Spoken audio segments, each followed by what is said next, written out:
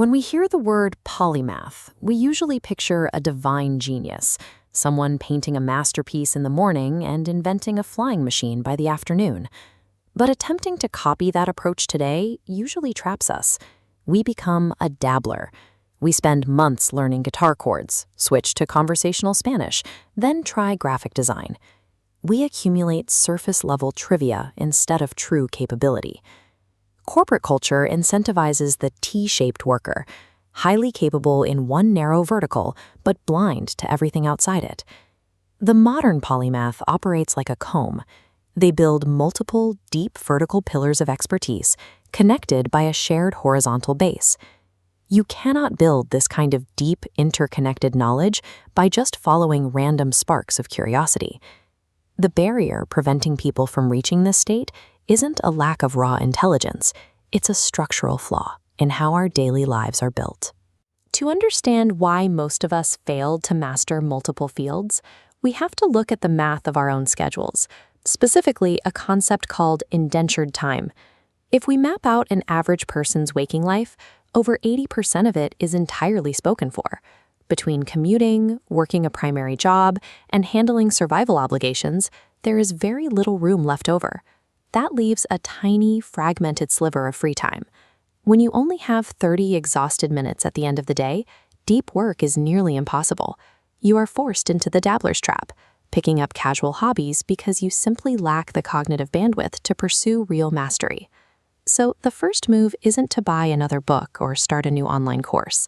The aspiring polymath must treat their intellectual development as a deliberate, systematic mission to buy back their own schedule. Mastering multiple domains requires treating your learning like a ruthless architectural blueprint designed to reclaim your energy from a constantly reactive world. Phase 1 of this blueprint requires doing the exact opposite of what you might expect. Before going wide, you must hyper-focus. You pick one single field and go incredibly deep. Building deep expertise changes the physical structure of the brain. You develop intuition and pattern recognition that allows you to see solutions instantly rather than memorizing a list of facts. This first anchor skill provides the financial leverage for the rest of the journey. By productizing this expertise, turning it into a digital asset or a specialized service, you stabilize your income with low overhead. This allows you to gradually reduce your reliance on indentured tasks and reclaim the bandwidth needed for your next vertical. Now that you have reclaimed your hours and your bandwidth, phase 2 begins. You do not just throw random darts at a board of passing interests. You construct a deliberate skill stack. Every new vertical you add must meet 3 strict criteria. You must have genuine personal interest, real-world applicability, and complementarity. Stacking related fields forces synergy. When disciplines overlap, they compound your ability to solve complex problems and produce coherent, high-level outcomes. This is how you build the teeth of the comb.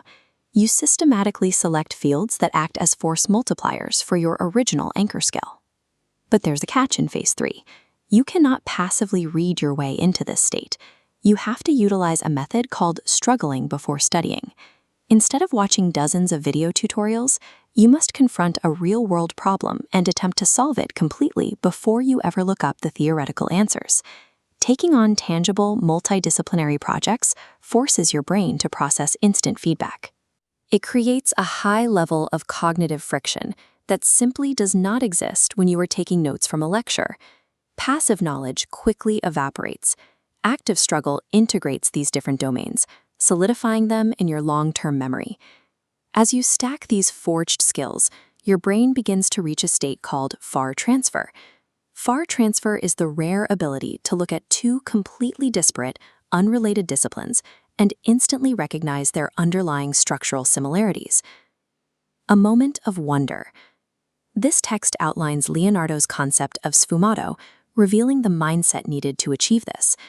It describes a willingness to sit comfortably with paradox, ambiguity, and the unknown, keeping the mind completely open when faced with uncertainty. Looking at this sketch of the shoulder muscles, we see the result: arte, scienza, in practice. The scientific precision of the muscle striations doesn't compete with the artistic form. They are a single, unified study. When your expertise spans multiple vertical pillars, You are no longer constrained by the rigid rules and blind spots of any single industry. Refuse the dabbler's trap. Pick your anchor skill, reclaim your time, and begin the work of wiring your universe together.